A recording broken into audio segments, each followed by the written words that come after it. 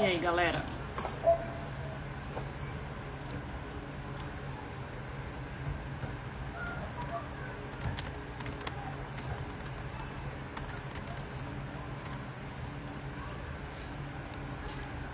Oi, Israel, tudo bem? Oi, Adriano. Bem-vindo.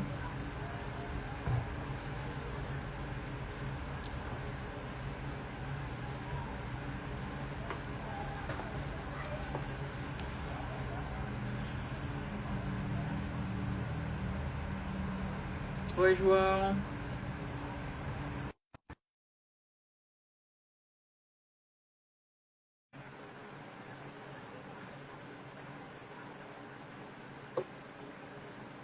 Oi, Thaisa. Thaisa.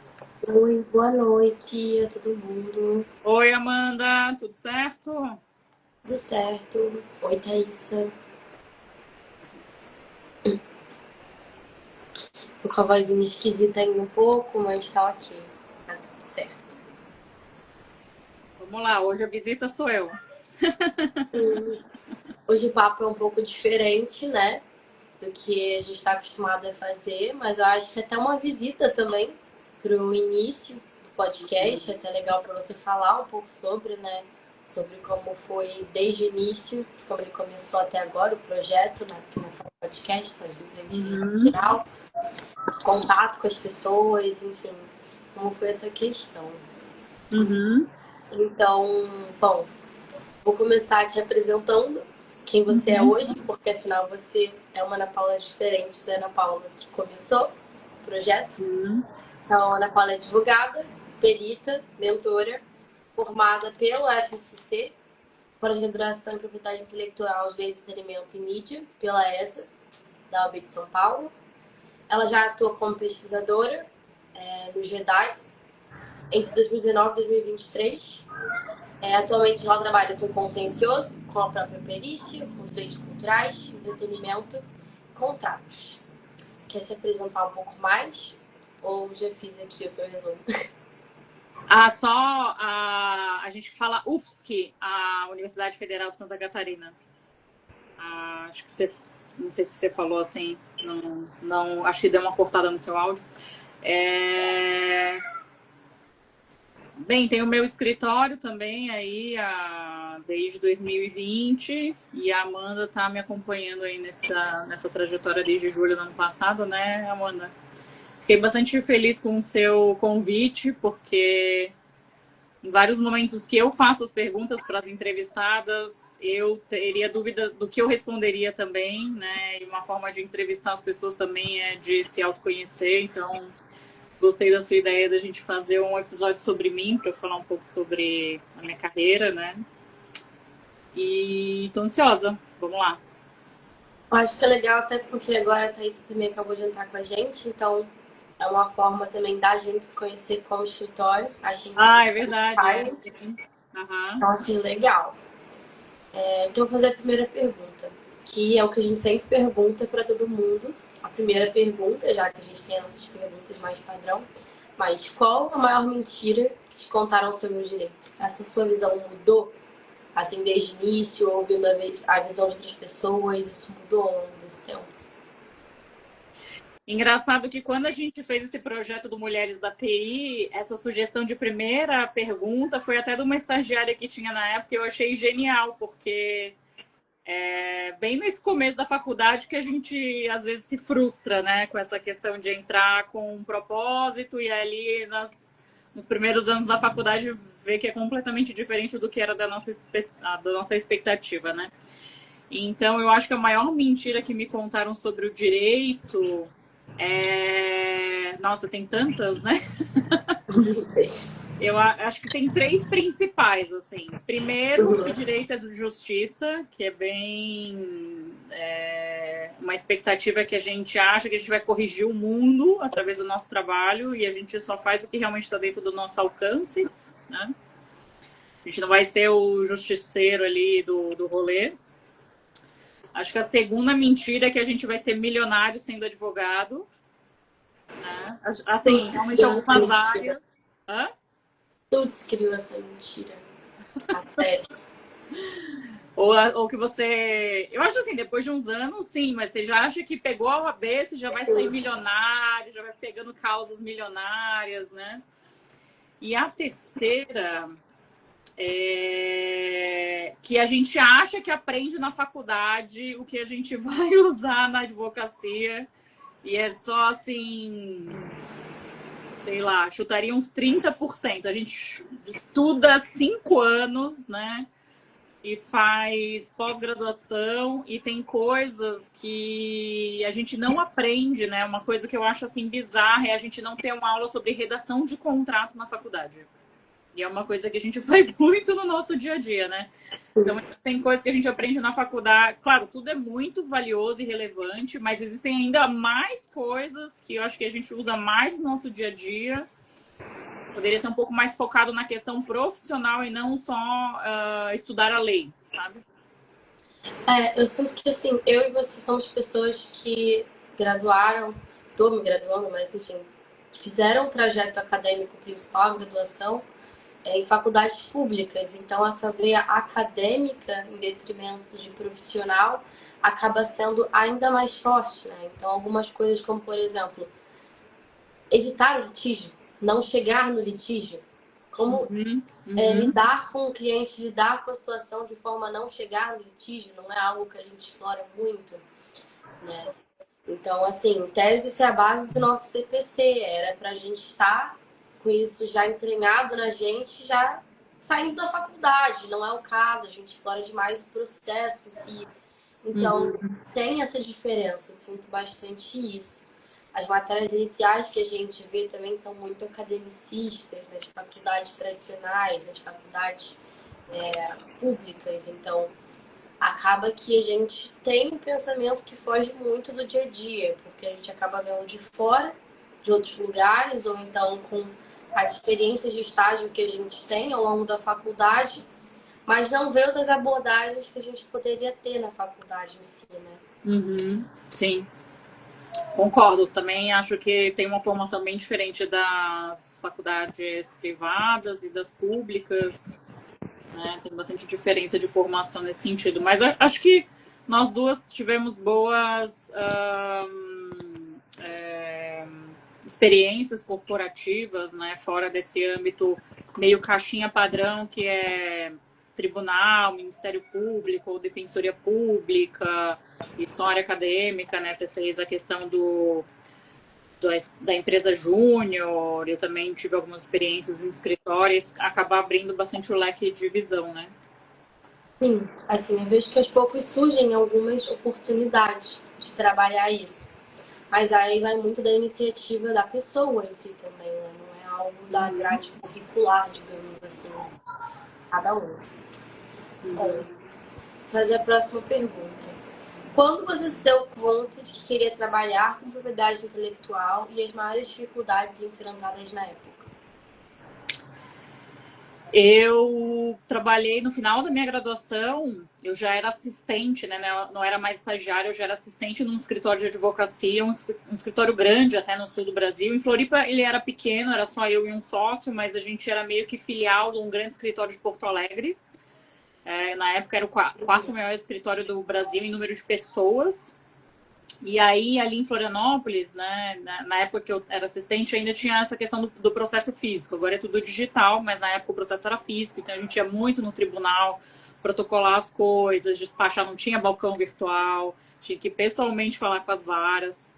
Então, a gente era correspondente de alguns escritórios, né, em Florianópolis. Então, escritórios que tinham processos no Tribunal de Santa Catarina, a gente atuava em conjunto com esses escritórios maiores. E um deles era a Daniman, né, que é um primeiro grande escritório de propriedade intelectual do Brasil, é um dos maiores até hoje.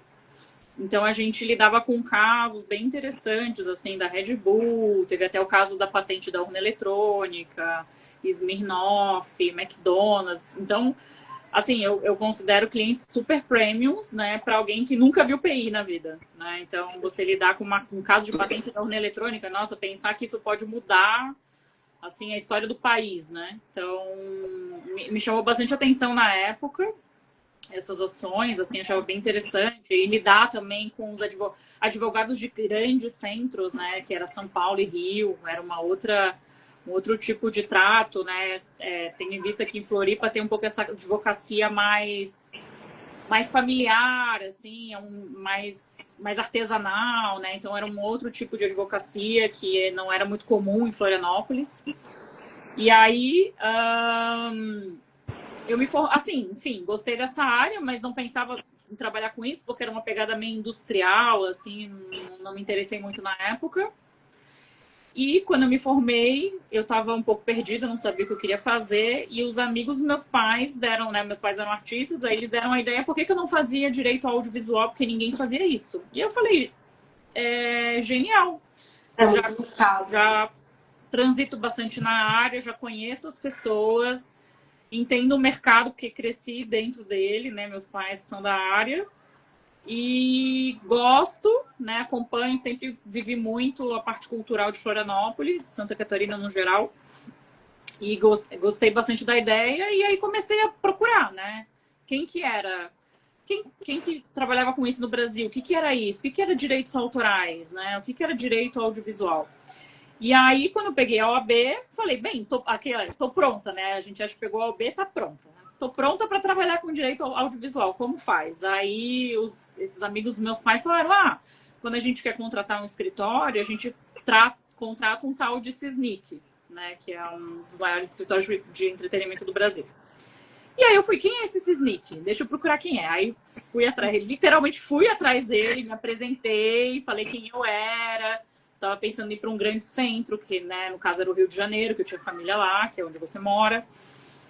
E porque eu pensei, aí vem a resposta da outra pergunta, quais foram as maiores dificuldades enfrentadas na época? Eu sentia que Florianópolis não tinha mercado para trabalhar com isso, né? Então, eu me formei e decidi que eu ia sair de Florianópolis, né? Eu tentei carreira no Rio 1 ano. E aí, qual foi a dificuldade encontrada na época, que é uma coisa que a gente vê bastante, né, assim, nos profissionais do Rio, que também não tem tanto mercado assim no Rio de Janeiro, ou é um mercado mais concentrado, tem um pouco dessa questão de ser umas panelinhas meio fechadas e tal, diferente de São Paulo, que é meio que assim, portas abertas para qualquer um que queira, de fato, apresentar um bom trabalho, né? É o que eu sinto um pouco de diferença, assim, do mercado de Rio e São Paulo. Tanto que várias pessoas no Rio procuram oportunidades de trabalho em São Paulo, né, nessa área. Então enfrentei essas duas grandes dificuldades, que é um pouco dessa barreira no Rio de Janeiro e nenhuma demanda em Florianópolis. E aí um pouco do que eu vi na época, né? Eu comecei a fazer a pós na ESA, né, de propriedade intelectual e entretenimento. E a maioria assim, a minha sala tinha 40 alunos, basicamente. E aí desses 40 alunos, 35 eram mulheres, né?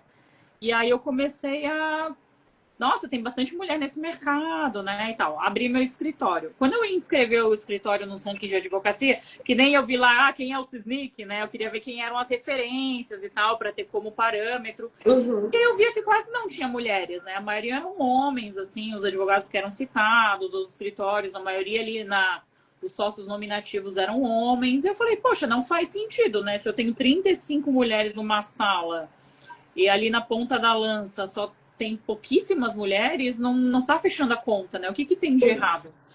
Aí eu busquei fazer esse projeto do Mulheres da PI, que fiquei bem feliz com esse convite de eu falar sobre... apesar, assim, eu que fundei o projeto e agora estou aqui sendo entrevistada, bem legal, você vê desse outro lado. Eu pensei, o que vamos construir em conjunto com essas outras mulheres que às vezes já são referência, né? Então, tanto que tem todo tipo de entrevistadas. Tem tanto entrevistadas que já são super consolidadas, como Elizabeth Fequete, né, Casnar, Letícia do Guzmão, a doutora Sônia Delbu, né? Então tem várias mulheres que já são super consolidadas na área, mas também queria ouvir a quem estava chegando, né? Como você, que também já foi uma entrevistada, de quais que eram as expectativas, como que você iniciou na carreira, porque você, né, que já tem contato com a API na graduação, é muito raro, né? Assim, eu nunca tinha ouvido falar de propriedade intelectual até conhecer os trabalhos da Dânima. Então, achei que fomentar o assunto entre as mulheres e também ver o que, né? Eu acho, assim, o episódio da Elizabeth sensacional, assim, porque ela fala muito sobre a vida pessoal dela, o que ela fez na época. Então, é muito legal, assim, né? Ver os caminhos que essas mulheres trilharam para a gente ter como referência para os nossos próprios caminhos. Eu vejo que elas contam também, às vezes, até habilidades complementares delas como pessoas, assim, interesses pessoais que acabaram influenciando tanto na opção pela API como auxiliam no dia a dia, né, delas. Por exemplo, a doutora Elizabeth, ela fala muito sobre idiomas que ela fala. Eu achei genial, porque traz essa ligação com uma pessoa que gosta de cultura, conhecimento, mostra o tipo de pessoa que costuma também migrar para essa área. Eu acho isso muito interessante, assim mesmo. Uhum. Acho muito específico da API. Alguns interesses, o perfil de pessoa que gosta, né? E aí você vai conhecendo, identificando até além de uma pessoa que só trabalha na mesma área que você, uma pessoa que demonstra interesses comuns também, né? Eu acho que é um pouco do que você falou sobre, olha, não tá fechando a conta porque quem tá se capacitando, quem tá indo atrás ainda não tem voz. Então, essa pessoa talvez tenha voz, mas não tenha um palco para expressar. Uhum. E o projeto trouxe um pouco disso também, né? Eu acho isso interessante, assim, pessoas de diferentes pontos da TI, às vezes até mais ligada à tecnologia, mais ligada ao industrial, que é algo que está um pouco mais tempo no mercado, né? Eu quero dizer assim. Uhum. Tem mais opções de trabalho com o industrial do que com direitos autorais. Pessoas dessas diferentes áreas transitam e conseguem trazer sobre as próprias experiências. Sim. Uhum. Eu te perguntar agora quais momentos ou decisões, acho que até principalmente decisões, que é algo que imagino que você deva ter se deparado mais desde o início do projeto, até por estar desenvolvendo o escritório, né, ao longo também do projeto, você identifica como os principais divisores de água na sua carreira? Divisões de água, essa questão de ir para um grande centro, né, que tem a questão da propriedade intelectual um pouco mais madura, né, porque é um pouco do que eu falo, assim, às vezes alguns negócios, eles estão muito embrionários, né, então, às vezes o empreendedor, ele está mais preocupado com o imposto que ele tem que pagar, com o funcionário que ele tem que pagar, com a luz que ele tem que pagar, a última coisa que ele vai pensar na propriedade intelectual, às vezes, então... Eu sinto que você está num grande centro, tem essa maturidade de mercado para você tanto aprender como também ser bem aproveitado como um profissional, né? Então, eu acho que essa questão de ter ido para um grande centro, ter feito uma pós-graduação que era referência, né? Todos os grandes advogados que eu conheço da área de propriedade intelectual e entretenimento fizeram a mesma pós-graduação que eu fiz. Então, não escolhi qualquer curso só para ter um título. Escolher um curso que realmente vai te agregar, né, intelectualmente, profissionalmente. E também uma outra questão é no começo de carreira, né, quando você está estagiando, quando você é advogado júnior, se preocupar mais em aprender e não em já ganhar dinheiro, assim, sabe? Que é uma coisa até que eu vejo na mentoria, né? Às vezes as pessoas estão muito ansiosas para já chegar num topo ou num espaço de destaque que não condiz ainda, assim, né? Tipo, por exemplo, a pessoa tem 25 anos e já quer ser contratada pela Netflix. Não vai, porque existem outros escritórios que têm muito mais repertório e trazem muito mais segurança para uma pessoa que está nessa cadeira hoje decidir optar pela contratação desse escritório. Então, você focar em aproveitar o processo, aproveitar o caminho, né? Aprender dentro de estrutura, se você já está dentro de um escritório, aprender dentro desse escritório, porque quando você tiver o seu escritório, são outras decisões que você vai ter que tomar, né? Então, início de carreira é para você aprender mesmo, né? Então, teve uma das decisões que eu tomei que eu acho que foi muito boa. Eu recebi uma proposta de trabalho, na época eu tinha acabado de entrar na Conzilla, e eu tinha recebido uma proposta de trabalho para trabalhar na CNN. Eles tinham acabado de abrir o canal no Brasil, estavam estruturando o jurídico, eu ia ganhar mais e eu ia trabalhar menos. E aí eu optei por não ir, porque eu senti que na Conzilla eu ia aprender mais, porque eu tinha contato. Assim, eu era head do jurídico da Conzilla e eles estavam me oferecendo um cargo de advogada júnior, eu ia ganhar mais.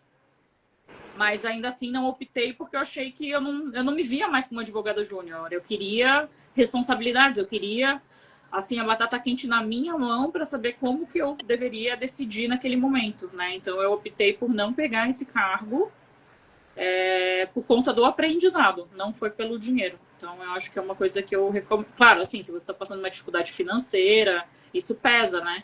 Mas ali era um momento que eu achei que era o momento de eu aprender, né? Então eu acabei optando por isso. Eu acho que isso conversa até um pouco sobre a questão que a gente falou entre a quebra de expectativa entre o que a gente vê numa graduação e o que a gente vive na prática, que é, às vezes a gente acaba vendo o advogado como um organismo separado do meio. Você faz o trabalho jurídico e é isso, você entrega o seu. Só que faz muito parte você entender também a indústria, como ela funciona, qual é o seu tipo de cliente, como são as relações entre eles. Isso vai afetar no seu trabalho, no que você entrega, no que você comunica. E você está aprendendo, como você falou, né? Tá num ambiente que te permite aprender, acaba te fornecendo esse tipo de conhecimento. Então é diferente. Uhum. Sim, concordo. E foi até uma coisa que eu falei hoje para, né, a Thaisa, a gente está com uma estagiária nova no escritório, que é isso, você aprender a buscar soluções faz parte também do seu trabalho, porque quando você tiver numa cadeira, por exemplo, de head de um jurídico de uma empresa, você não vai ter com quem. Claro, às vezes você tem consultores, tem advogados mais sêniores que podem prestar uma consultoria para você, mas aprender a tomar decisões é uma coisa que faz parte do amadurecimento profissional, né? E aí, quanto mais você se coloca em situações de risco, que você vai ser impactado pela sua própria decisão, mais assertiva é a decisão. Porque é isso, se você não sofre o impacto da sua decisão, tanto faz que decisão você vai tomar, entendeu? Então, essa questão acaba trazendo um amadurecimento como pessoa e também como profissional. Agora, algumas perguntas mais técnicas mesmo. Quais você considera as questões mais latentes na indústria criativa hoje e o que elas exigem dos operadores do direito? Interessante, bem legal essa pergunta, Amanda. A gente a gente tem visto uma mudança de mercado, né? Antigamente, empresas super consolidadas, Disney, né? Canais de TV, que estavam décadas, né? Assim, encabeçando o mercado de entretenimento, esses espaços serem tomados, às vezes, por influenciadores que ficaram famosos de um dia para a noite, né? Então, eu acho que o mercado está bastante dinâmico. Isso acaba exigindo da gente mais atenção, porque está tudo muito mais rápido, né? Então, com a inteligência artificial, os problemas estão vindo mais. Eu acho que antigamente um problema uma onda de um problema, de uma outra onda de problema, tinha um gap maior que você conseguia aprender e se situar melhor, né? Para o próximo problema. Agora tá vindo, como as coisas são muito mais dinâmicas e muito mais rápidas, os problemas estão vindo muito um atrás do outro, assim. Então, isso exige do profissional uma tomada de decisão mais rápida, uma visão também mais apurada, né, do que está rolando no mercado. E essas estruturas que, assim, eu não acredito que a TV vai acabar, né? Que às vezes tem isso, a TV vai acabar, o jornal vai acabar, a rádio vai acabar. Eu não acho que vai acabar, né?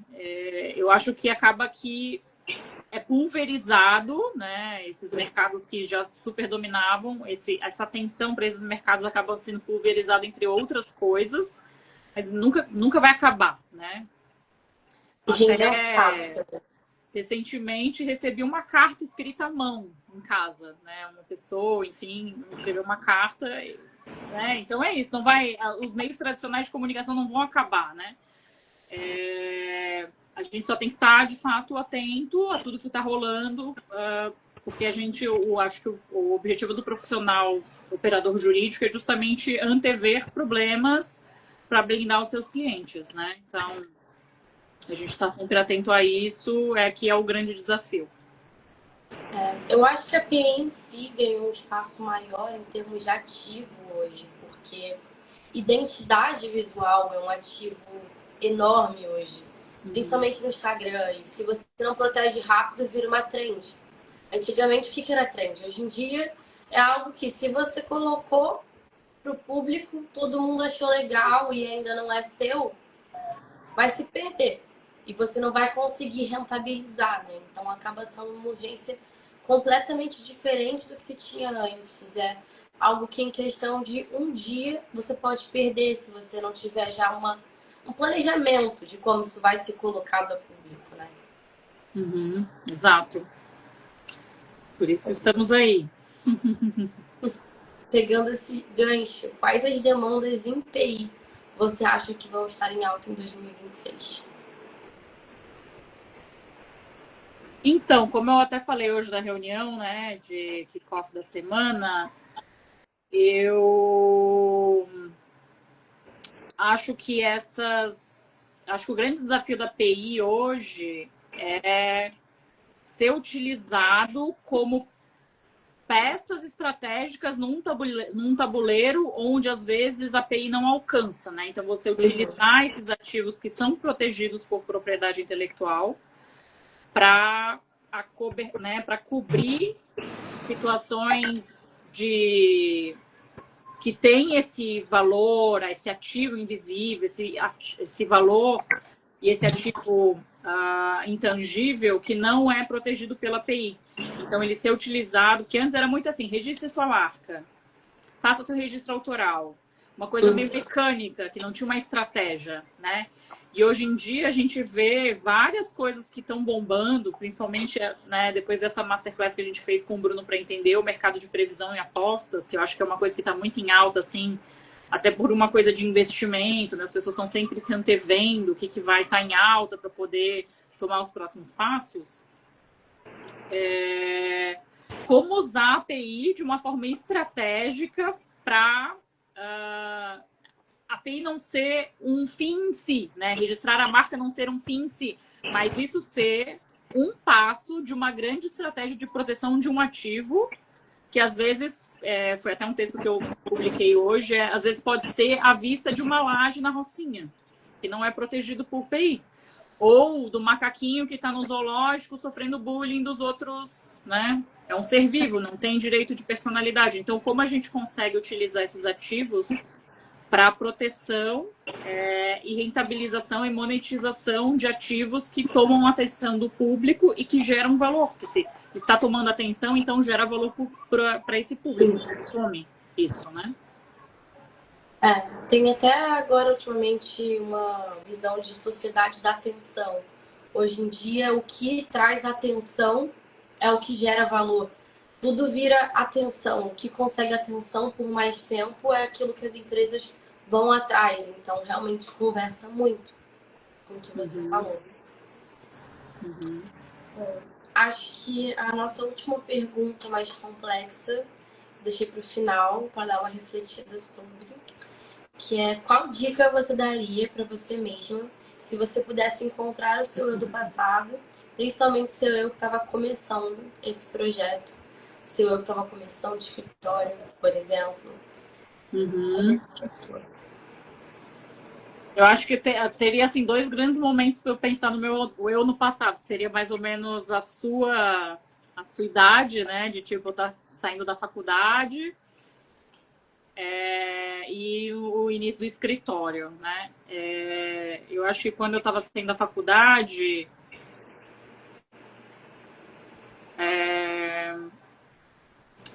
a gente acaba querendo focar em algo que vai dar retorno rápido, que é essa questão que eu falei de não aproveitar o processo, ficar com medo. né? De não se jogar em coisas.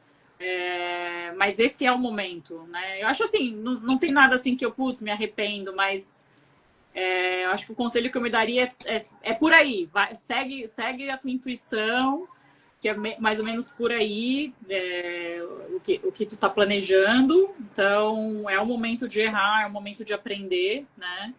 E realmente, assim, é uma decisão, você tomar uma decisão de, né, você está se formando no direito e vai escolher uma área de atuação, é uma coisa que é isso, é o que eu quero fazer pelos próximos 30, 40 anos da minha vida. Tem que ter muito amor envolvido, tem que ser uma área que tu respira, que tu acorda e já tá pensando naquilo, entendeu? Então, eu não me vejo assim, né, fazendo um concurso público e lidando com uma demanda de um magistrado ou uma questão de Ministério Público. Já pensei sobre isso, mas já trabalhei também como estagiária nesses lugares e não era uma coisa que me inspirava, né? Então, tem que ser uma coisa assim que te inspire, assim, que tu vá dormir pensando naquilo, que tu acorde pensando naquilo. Então, tomar essa decisão realmente é muito importante, assim, vai impactar, né? Eu acho que casamento e o que tu vai trabalhar é uma das duas decisões mais importantes da tua vida. E a outra questão, que eu acho que foi o período que imagina, eu abri o escritório no período da pandemia, né? Um mês antes. Então, deu aquele desespero, meu Deus, será que eu vou conseguir sobreviver, né? Então,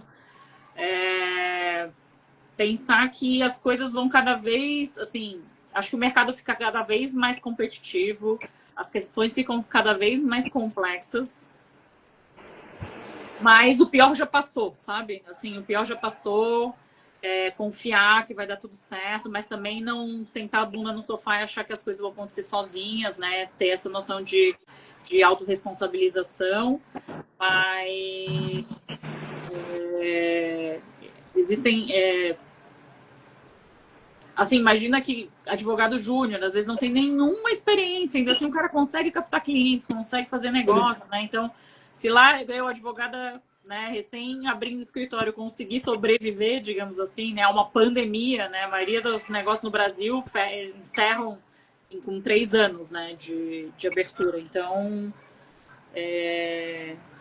focar que as coisas realmente vão dar certo, não ficar tão desesperada. Acho que seriam os conselhos que eu daria, assim, pro meu eu de ontem. Olha, se deu certo isso, vai continuar dando certo, porque você passou pelo pior, é isso mesmo, você falou. É assim, uma questão de confiar no planejamento, né? Seguir, olha, eu gosto disso, eu planejei isso, os passos estão aqui, agora é executar. É uma coisa que às vezes a gente vê no papel, acha super fazível, mas surgem as inseguranças e tem que ter essa confiança, né? No que a gente mesmo trouxe de visão. Eu acho que a API, justamente por conta do dinamismo da área que a gente estava comentando, acaba sendo uma área que você tem que gostar mesmo para poder estudar sempre, porque vai ter sempre assunto novo para estudar. Vai ser sempre uma tecnologia que vão sair 20 novas decisões para regular como que vai ser protegida. Vai ser sempre um novo meio, vai ser sempre uma nova interseção com uma nova plataforma de distribuição de artes, digamos assim, né? O streaming não existia há 10 anos em termos de que ele existe hoje.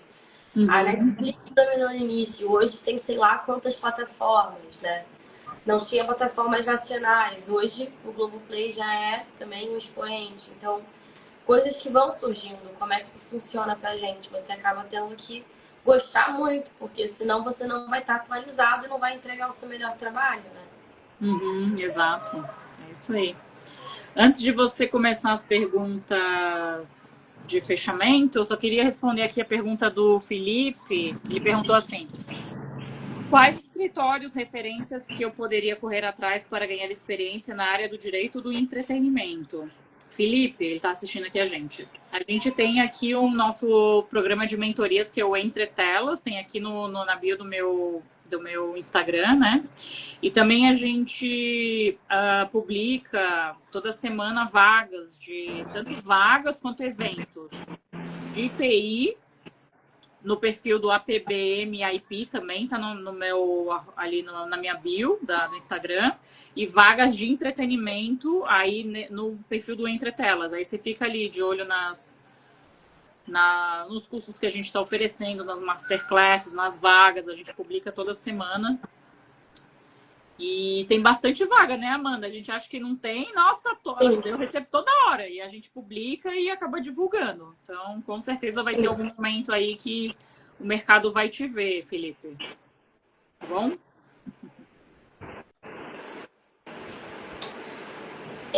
Bom, vamos lá. Então, primeira pergunta mais direta, assim. Um livro que todo mundo deveria ler. Eu até separei vários aqui, viu? Primeiro da área, né? Que a gente fala, pode ser da área ou não, né? Eu quero fazer o merchan aqui do nosso livro, do Mulheres, né? Que é fruto justamente desse projeto de Mulheres na PI, né? A gente juntou quase 30 mulheres e lançou um livro no Supremo Tribunal Federal. E a temática do livro é Direito Autoral, Entretenimento e Novas Perspectivas Jurídicas. Foi uma ideia inicial da Letícia Provedel, que é a nossa primeira entrevistada do projeto. Ela falou, Ana, vamos fazer um livro. Aí ela até falou assim, brincando, né? Você convida as jovens e eu convido as velhas, né? No caso, assim, tipo, a velha guarda e a nova guarda, né? E ficou uma coisa bem assim, de ter uma visão, uma perspectiva mais das profissionais jovens, profissionais já às vezes estabelecidas no mercado, sócias de grandes escritórios de propriedade intelectual e entretenimento, e também já pessoas super consolidadas, como a Eliane Abrão, que é uma doutrinadora, super referência na área de direito autoral, né? E aí teve o prefácio do Barroso, que é uma pessoa que eu já conheço há bastante tempo e adora a área cultural. Nossa, ele sempre foi muito fã dessa questão de cultura, de arte. Então eu achei que tinha tudo a ver com ele fazer o prefácio dessa obra. Aí tem outros 3 livros que eu recomendo bastante, que é uma questão de desenvolvimento pessoal e de carreira, né? Um deles eu vou só te interromper rapidinho, porque a Ana perguntou nos comentários aqui como faz para ter acesso. Está disponível na Amazon, né? Tem no link da minha bio também, aqui, o livro. Tem na Amazon, tem no site do Sinergia e também tem na minha link da bio aqui do Instagram. Tá, Ana? Qualquer coisa, se tiver dificuldade, manda um inbox pra gente. Outro livro que eu recomendo bastante é esse aqui. Eu tenho a versão em inglês, mas eu acho que português é fora da curva, Agora eu não me lembro o nome em português dele. Mas é Outliers, que fala sobre a história do sucesso, que é bem interessante também. É um livro que eu não cheguei a terminar de ler ainda, que fala sobre o que as pessoas de sucesso enfrentaram no caminho, né? Na trajetória de vida delas, o que era indispensável para elas alcançarem a excelência. Super recomendo. Não terminei de ler esse livro ainda, mas o pouco que eu já li dele, eu cheguei até a metade, mais ou menos, já é bem relevante. Super recomendo. Um outro livro também, que inclusive era de uma pessoa que estava aqui no Brasil, que é até a indicação também da Bruna, né? Que foi a nossa primeira entrevistada do ano. Eu não sei como pronuncia exatamente o nome dela, Sheryl Sandberg. Ela foi uma das fundadoras do Facebook e ela fala sobre essa questão do papel feminino nos negócios, no mundo corporativo, as dificuldades que a gente enfrenta, como se posicionar. Ela criou, a partir desse livro, também um projeto, tipo esse mulher. Ela fez o contrário, no caso. Eu acho que ela fez o livro e depois fez o projeto de ter mais mulheres e tal, no campo de tecnologia. Bem legal esse livro. E um outro aí mais para desenvolvimento pessoal, não tanto, assim, tem impacto na questão profissional, mas é mais para uma questão de autoconhecimento e comunicação, que eu acho que é um problema, assim, as pessoas têm bastante dificuldade de comunicação. É esse do Comunicação Não Violenta, do Marshall Rosenberg, que trata sobre técnica de resolução de conflitos, assim, como ter uma comunicação mais assertiva e tal. Foi uma, assim, também a partir desse livro se criou uma corrente de método, de técnicas e grupos de trabalho que mudaram bastante a minha vida, assim. Inclusive, hoje até fiz uma dinâmica que ele dá uma série de dinâmicas e exercícios para você para você praticar mais a escuta empática. E eu acho que muito, né, dos problemas que a gente tem no mundo corporativo e nas relações assim com as pessoas é basicamente compreensão e comunicação, assim. Então, esse livro muito bom, recomendo. Eu acho que às vezes quando a gente está se comunicando, né, a gente acha que tá tudo subentendido quando não tá.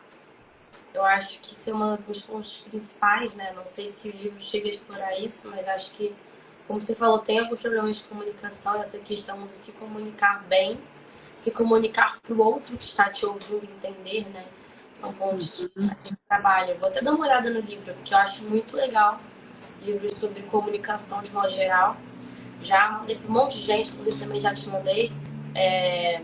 O livro da Bell Hooks, que fala sobre amor, mas de uma forma mais geral, sociedade, de como você aprende a ver carinho, qual a definição do amor em si, como isso significa na família, nas relações pessoais, com amigos, romântico, trabalho, enfim.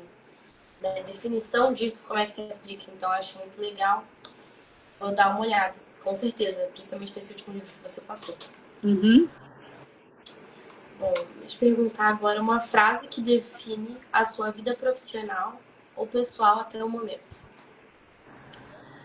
Tem uma frase que eu gosto bastante, é de uma mulher, deixa eu até conferir aqui para falar direitinho. Eu tenho até um quadro no meu quarto que tem essa frase, que é da Ellen Johnson. Eu sabia que era de uma... Bem, eu acho que é uma mulher, né? Ellen Johnson. Eu acho que é uma mulher, uma vez eu pesquisei sobre ela. Que é, se os teus sonhos não te assustam, eles não são grandes o suficiente. É uma coisa, uma frase que eu gosto, que é isso, assim... Quando algo me faz tremer um pouco, assim, meu Deus, será que eu vou dar conta? Eu sinto que esse é o caminho, sabe? Porque se é uma coisa muito confortável, se é uma coisa previsível, eu sinto que isso não me alimenta.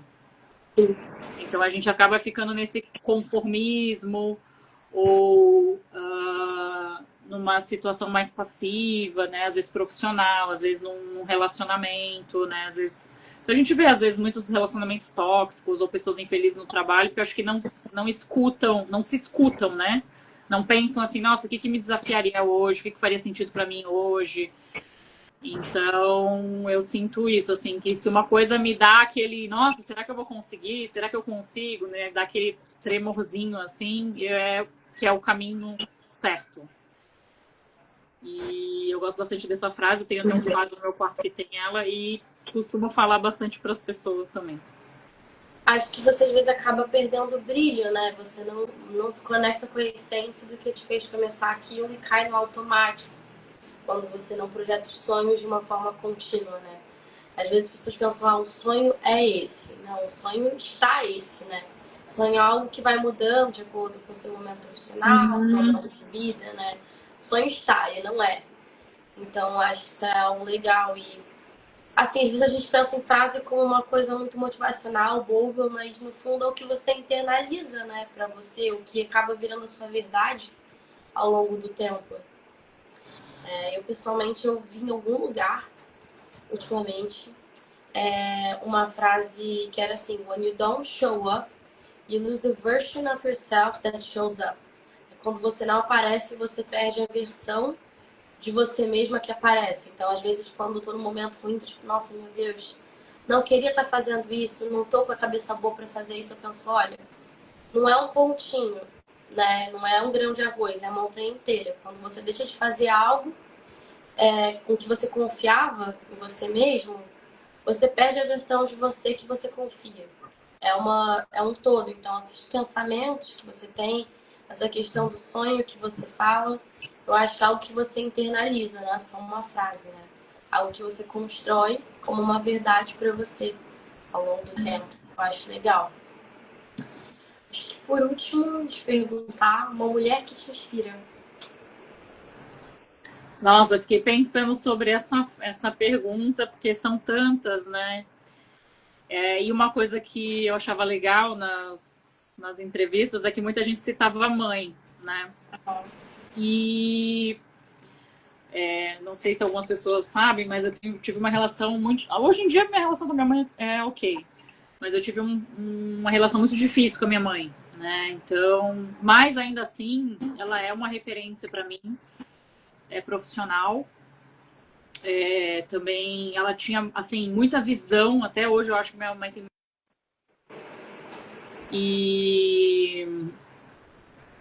E o engraçado, né, que assim, eu lembro de eu criança, a minha mãe queria fazer um mestrado fora.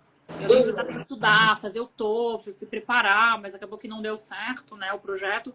E eu achava na época que era Londres, que era Inglaterra, porque ela era muito ligada a teatro, né? E aí quando eu fui para Califórnia, no passado, que eu tava até lá na calçada da Fama e tal. Aí eu falei, mãe, aquele mestrado que eu tava querendo fazer um mestrado, né? Eu quero fazer um mestrado na Califórnia. Eu falei, mãe, aquele mestrado que tu queria fazer fora, onde que era? Aí ela falou, era na Califórnia. E ela até citou a universidade, ou seja, ela já tinha, né? Já tinha qual era a universidade que ela queria, não era a mesma universidade que eu tava pensando, né? Mas eu achei muita coincidência, porque em tese ela nunca me falou, né? Eu lembro assim, eu tinha 3, 4 anos nessa época, então a gente não tinha diálogo para isso, né? Saber onde é a Califórnia com 3, 4 anos, para mim isso seria irrelevante, mas eu lembro dela estar estudando para que ela queria sair do país e tal. Então foi muito emocionante pra gente se dar conta disso, porque a gente nunca falou, sabe? Porque eu era criança, então a gente. Um dia ela tentou fazer mestrado e não deu certo, e ficou no passado esse projeto, né? Então, senti que foi um pouco uma extensão, assim, né? Tipo, essa coisa dos seus sonhos não te assustam, eles não são grandes o suficiente. Talvez esse sonho foi tão grande que passou gerações, né? Passou de uma geração para outra. E não é uma coisa assim que ela me influenciou, né? Não, pelo contrário, por ela eu fazia concurso público e ficava aqui no Brasil, né? Então, foi uma coisa muito coincidência, assim, foi muito legal a gente se dar conta disso. A minha mãe também foi muito focada na minha educação. Ela sempre levou isso muito a sério, né? A gente teve acesso a muita coisa, a gente era, assim, passava muita dificuldade financeira, mas isso sempre foi uma prioridade para ela, assim, pra gente. Então, sou muito feliz ela ter priorizado isso, né? Porque graças a essa prioridade, provavelmente eu estou aqui onde eu estou hoje, de estudar numa universidade pública e depois poder ir para um grande centro, né? A gente sabe que uma universidade pública no currículo abre portas. E outras mulheres que eu poderia citar, algumas mulheres que já foram entrevistadas pelo Mulheres da PI, como Elizabeth, né, que tem uma vida assim espetacular, um episódio que ela fala sobre a carreira dela muito legal. A Aline Ferreira é uma professora que eu tive na pós-graduação da ESA, ela falava muito sobre a história da PI e a paixão dela, sabe, contando a história da propriedade intelectual era muito tocante, assim, eu adorava as aulas dela também.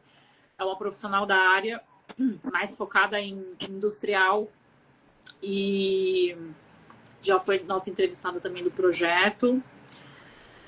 Deixa eu pensar outras mulheres que foram referências para mim.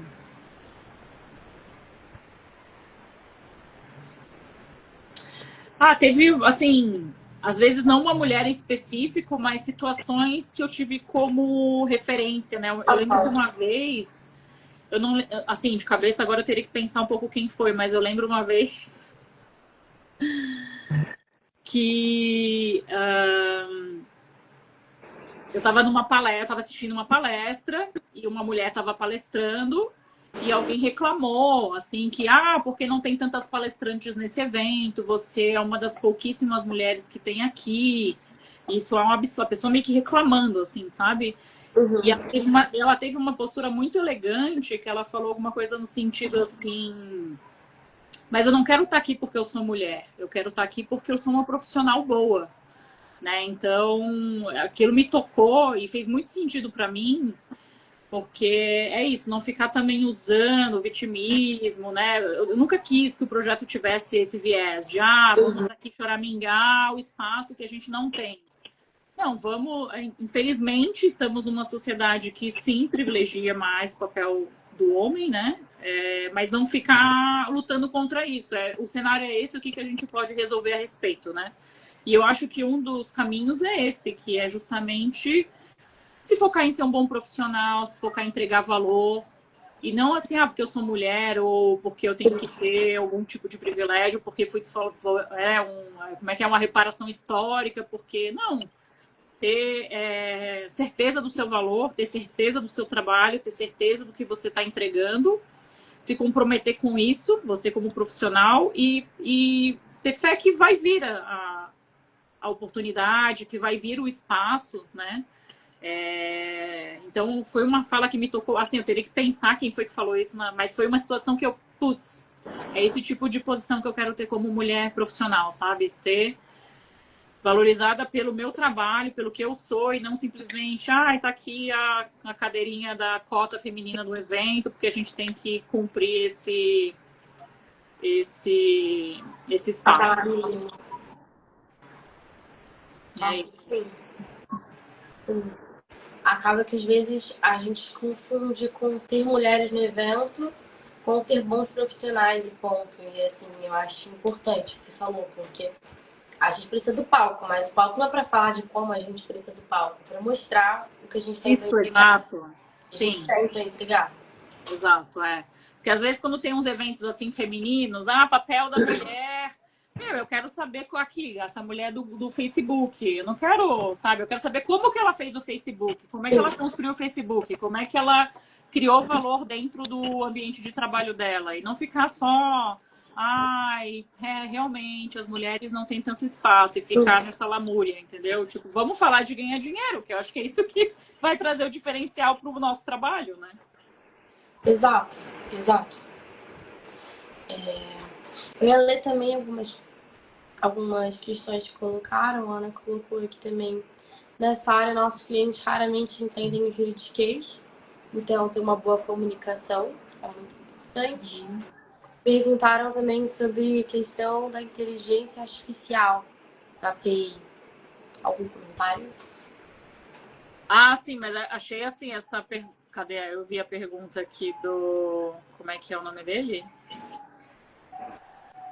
É o Lucas, né? Como vocês enxergam a inteligência artificial na área da PI? Aquela pergunta super abrangente que eu ficaria aqui uma meia hora falando, né? Mas eu acho que a PI, a inteligência artificial, veio para justamente a gente se agarrar ainda mais no que a gente pode usar como ferramentas para proteção, né, das criações humanas. Então, eu acho que não confrontou a API, a IA. Eu acho que trouxe ainda mais valor para a API, entendeu? Porque aí é isso. Agora que tudo pode ser uma commodity, o que diferencia o teu produto no mercado, o que diferencia o que você faz no mercado é a propriedade intelectual, né? Então, acho que trouxe ainda mais importância para o Instituto, não tirou o valor do Instituto, né? Então, eu visualizo isso. Eu acho que hoje também até a questão do input, né, dos dados para treinamento mostra que, olha, o quanto você está disposto a pagar pela informação que você gera, né? Porque, querendo ou não, também é uma informação no ativo de PI e hoje em dia já está circulando de uma forma um pouco mais assertiva, né? Que tem que ser pago, não pode se sair utilizando para treinar uma IA.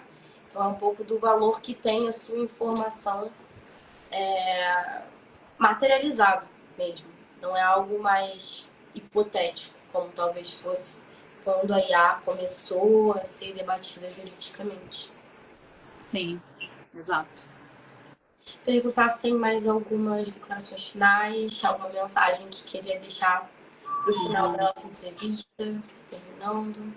Queria agradecer a todo mundo que ficou aqui até o final, a Luciana, o Ed, o Adolfo, nosso correspondente do México, a Thaisa, que começou hoje no escritório, Marcos, Lucas e o Felipe, daí que pediu dicas profissionais. Queria super agradecer vocês pela disponibilidade, a Ana também, disponibilidade de ficarem aqui, né? Aqui é isso, né? Na economia da atenção, uma pessoa assistiu uma live 1 hora, já devia ganhar um prêmio, né? Exato. Então, queria super agradecer a todo mundo que acompanhou a gente aqui, que tenha sido útil, né, para todo mundo que está assistindo.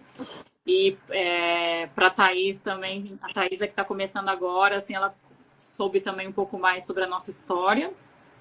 E estou muito feliz dessa sua ideia de ter me entrevistado, né? Aí eu já te entrevistei, você já me entrevistou, então ficou bem redondinho. E que o projeto continue dando muitos frutos, né? A gente está com Mulheres na PI aí, que é um grupo de mulheres, né, focado nessa questão de negócio, de discutir questões sobre o mercado. Então, que o projeto prospere e que a gente colha bastante frutos da nossa dedicação, porque a gente também coloca um tempo, né, nesses projetos, então que crie relações, que crie novos espaços de discussão. É isso. Não projeto pelo projeto, né? Pelo espaço que ele cria, como você falou. E assim, eu já cheguei, vou dizer com bom de andando, porque eu entrei já, quando você me entrevistou há muito tempo, já tive mais noção do que era o projeto, mas agora já venho também desde metade do ano passado ajudando na execução do projeto, agora participando em si das lives, fui aos pouquinhos galgando um espaço aqui no Mulheres na EPI. Então, fico feliz também que a gente tenha deixado esse redondinho, como você falou. Fico feliz com o que ele está agregando, o espaço que ele está agregando mesmo. Também queria agradecer a todo mundo que participou e também para os que elogiaram a iniciativa. Vamos deixar essa entrevista em formato de podcast para vocês terem acesso no Spotify. Também deixamos disponível tanto o vídeo aqui no próprio Instagram fixado, como também no YouTube, também fica por lá. Então, para quem quiser rever com calma, quem quiser compartilhar com um amigo, vai estar disponível. Eu, por exemplo, às vezes, quando estou fazendo uma coisa mais mecânica no trabalho, eu coloco o podcast. Então, às vezes, é uma forma, né, da gente, na economia da atenção, usar pelo menos os ouvidos. Então, é uma forma de compartilhar com amigos. Sim. Obrigada a todo mundo, obrigada a Ana também por estar compartilhando a sonho de hoje com todo mundo. E tchau, tchau, gente. Boa noite. Tchau, até mais.